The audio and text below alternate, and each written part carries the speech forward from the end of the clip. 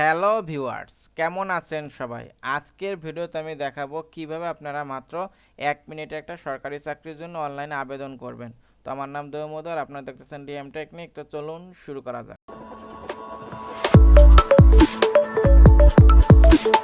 তো আমি যে সিস্টেমটা দেখাবো এটা শুধুমাত্র আপনার গুগল ক্রোম ব্রাউজারের জন্য প্রযোজ্য।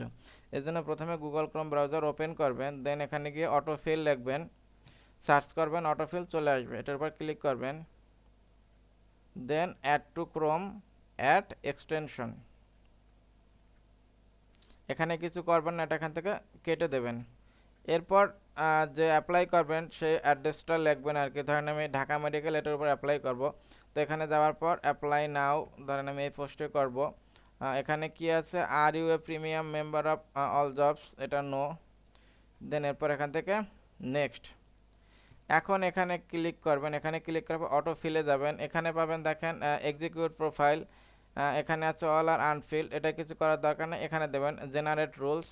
এখন এখান থেকে ক্লিক করে যার প্রোফাইলটা সেভ করবেন সেই নামটা লিখবেন আর কি।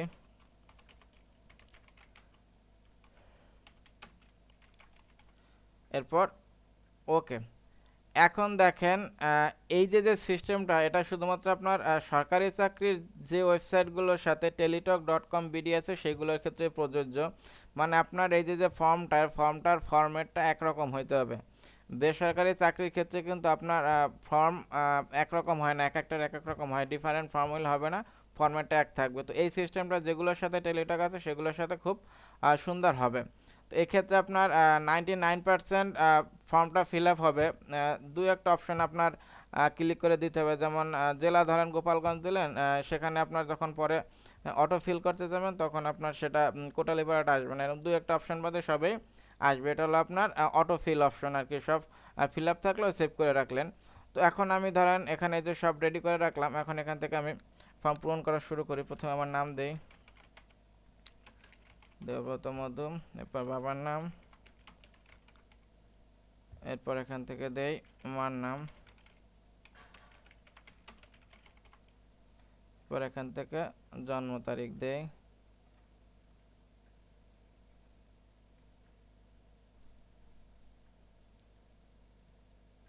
Place of birth Gopalganj. এখন দেখেন এই বড় ফর্মটা যদি আমি পূরণ করতে যাই তাহলে অনেক সময় যাবে, সেজন্য আমি পূরণ করলাম না।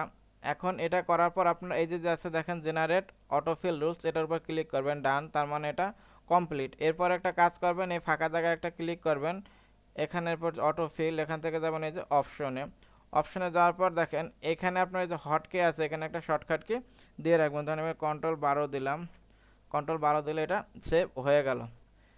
এখন দেখেন আমি যেটাকে কেটে দিলাম, আবার সেই ঢাকা মেডিকেল এখানে গেলাম, অ্যাপ্লাই নাও, এখান থেকে আবার ধরেন এই পোস্টে গেলাম, নো, এখান থেকে নেক্সট।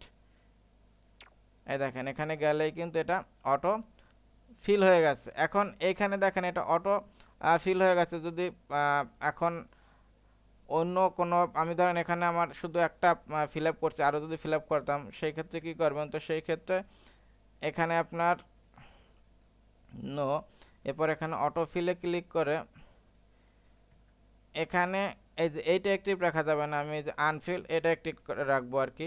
এরপর নেক্সট। এখন কিন্তু দেখেন অটো ফিল হয় না। এরপর কি করতে হবে, এখানে আপনার যাদের সেভ করে রাখবেন, যেমন আমি আমারটা শুধু সেভ করে রেখেছিলাম, এখানে আপনার কন্ট্রোল 12 দিয়েছিলাম, এখন আমি কন্ট্রোল 12 দিলে এটা চলে আসবে দেখেন। সেরকম যদি অন্য কারোটা সেভ করে রাখতেন, সেটা যদি কন্ট্রোল F11 দিয়ে রাখতেন, আমি আগে 12 দিয়েছিলাম, তাহলে কন্ট্রোল F11 দিলে সেটা চলে আসবে। এখন এই তো গেল আপনার একটা ওয়েবসাইট, যেটা এই যে দেখেন dmc.teletalk.com বিডি, এটাই পূরণের ক্ষেত্রে এই সিস্টেম। এখন যদি অন্য কোনো চাকরির ক্ষেত্রে অন্য কোনো মন্ত্রণালয় করেন সেক্ষেত্রে কি করবেন দেখেন। তো সেই ক্ষেত্রে যেটা করতে হবে, ধরেন আমি এখন এখান থেকে যে ডিরেক্টরেট জেনারেল এটাই যাব আর কি। এখন এটাই কিন্তু আপনার সেম সিস্টেম না, এই জন্য একটু কাজ করতে হবে। এখান থেকে যাবেন অ্যাপ্লাই নাও, এরপর ধরেন আমি যে কম্পিউটার টাইপিস্ট সেটাই গেলাম, এরপর নো, এরপর এখান থেকে নেক্সট।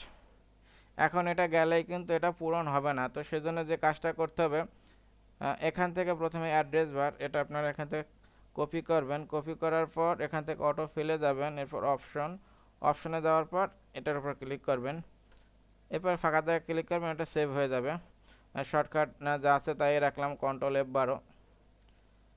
এখন দেখেন, এখন এখানে যদি আমরা এখানে রাখার পর যদি Ctrl F12 প্রেস করি তাহলে কিন্তু এটা চলে আসবে। মানে এই যে অ্যাড্রেসটা এটা কিন্তু কপি করে এখানে দিয়ে সেভ করে রাখতে হবে, নাহলে কিন্তু হবে না। তো এটা আপনার প্রতিবার যে অ্যাড্রেস থাকবে, আলাদা আলাদা অ্যাড্রেস থাকবে, আলাদা আলাদা অ্যাড্রেস দিয়ে সেটা শুধু সেভ করলেই হবে। তো এই ছিল আমার ভিডিও। এটা বুঝতে যদি আপনাদের কোনো সমস্যা হয় তাহলে অবশ্যই কমেন্ট করবেন, আমি রিপ্লাই দেবো। ভালো থাকবেন সবাই, নিজের খেয়াল রাখবেন। Thank you, bye, take care.